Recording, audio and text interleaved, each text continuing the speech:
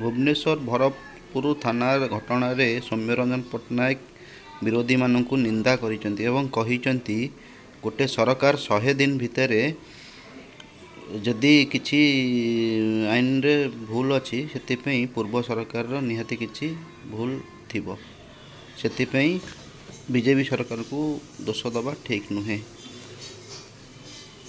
पूर्व सरकार किसी भूल रही और 200 दिन समय दबा दरकार तापर आमे बीजेपी सरकार को ये क्वेश्चन पचारि परिबा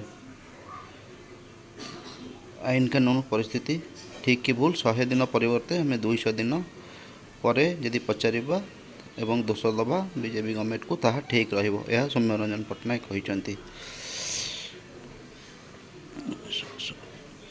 यह कहिसेंती एवं प्रतिक्रिया को बहु समस्ते